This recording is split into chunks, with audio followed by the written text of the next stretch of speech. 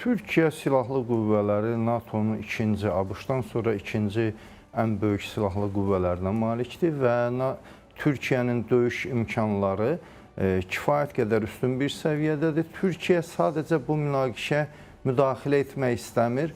Qonşusuna qarşı başladılan bu müharibədə iştirakdan mümkün olduğu qədər çəkinirlər. Türkiyə tərəfi isə artıq bir neçə dəfə elan edib ki, ərazisində olan infrastruktur ABŞ-a aid deyil və bu hərbi baza statusunu da daşımır. Bu, NATO-ya aid bir infrastrukturdur. NATO isə rəsmi olaraq İrana qarşı müharibədə iştirak eləmir. Paradoks alınır. İrana qarşı müharibə aparan ABŞ və İsrail, İranı darmadağın edən də olar. İranın hər gün onlarla, bəzən yüzlərlə müxtəlif hədəflərinə zərbə endirən də İsrail və ABŞ. Amma İran isə azalan silah-sursat ehtiyatlarını Türkiyəyə qarşı istifadə edir. Bu, sağlam məntiqə sığmaz. Əslində, Türkiyəyə qarşı bu addımlar NATO-nu artıq gec də olsa doğru bir qərar verməyə yönləndirəcək. Çünki bu raketlərin... Yəni, NATO müdafiəyə keçmək məcburiyyətində mi qalacaq? Əslində, biz NATO rəhbərliyinin bir qədər qorxaq bəyanatlarını görürük. Daha əvvəlki zərbələrdə dedi ki, bu hücum NATO-nun 5-ci maddəsinin belə deyək, dövrəyə soxulmasına imkan vermir. Yəni, 5-ci maddənin tətbiqinə imkan vermir. Nədən? Amma daha sonra yeniləndi məlumat. Yəni, bugün səhər saatlarından da məlumat veririk ki, hücum etdiyi ölkələri biz müdafiə edəcəyik deyirlər. Müdafiə edəcəyik yetərli olmur. 10 dəfə müdafiə edəcəksən, raketlərdən hansısa biri və yaxud da kütləvi olarsa bir neçə raket, hansısa biri gəlib düşəcək müdafiə etdiyin ölkənin ərazisinə. Yəni, deyirsiniz, nə etməlidir NATO? Kim zəmanət verir ki, atılacaq raketlərdən hamısı 100% vurulacaq. Tək-tək atılırsa vurula bilir, burada problem yoxdur. Amma kütləvi dron zərbəsi ilə ballistik raket zərbəsini sinxronlaşdırıb hibrid bir hücum həyata keçirilərsə, mütləq onlardan hansısa biri müdafiə sistemlərindən, hava hücumundan müdafiə sistemlərindən yayılıb əraziyə düşmə ehtimalı böyükdür.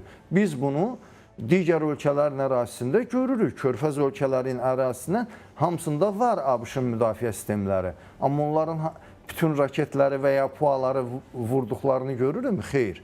5-ini vururlar, 1-i keçir, 10-unu vururlar, 2-si, 3-ü keçir. Yəni, Ədalət bəy, deməyə çalışırsınız ki, burada misal üçün 2 raket atılıb deyə indi bunu zərərsiz hala gətirmək mümkündür. Amma birdən kütləvi olarsa o zaman nə baş verəcək? Olmayacaq, yetərli olmayacaq.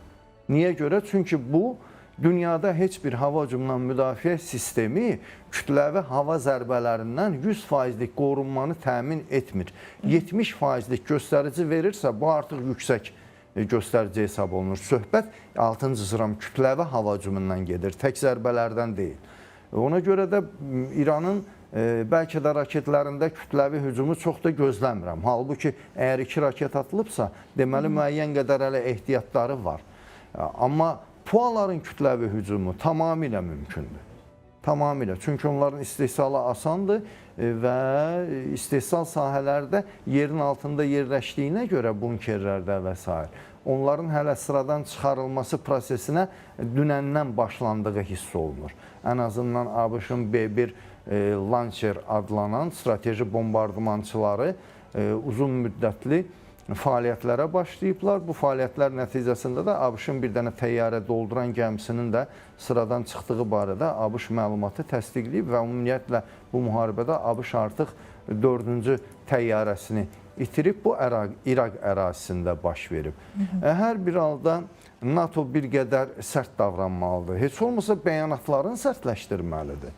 Türkiyə sıradan bir müttəfiq deyil. Yəni, NATO-nun tərkibində olan ölkələr gələcəkdə də burada niyə qalırlar sualı ətrafında düşünmək üçün? Deyirsiniz ki, NATO-nun bəyanatları sərtmi olmalıdır? Əlbəttə ki, NATO-nun bugün müdafiə elədiyi tək NATO üzvü olan ölkə regionda Türkiyədir.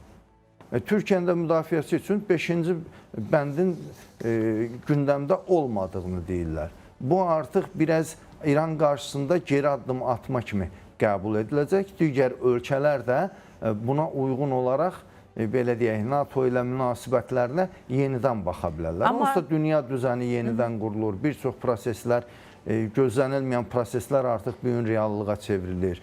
Xəritələrdə dəyişiklikləri görürük. Regionun ümumiyyətlə geosiyasi, hərbi belə deyək, xəritəsi sanki yenidən cızılır. İranın bölünməsi ilə bağlı İsraildən, ABŞ-dan gələn bəyanatları biz görürük.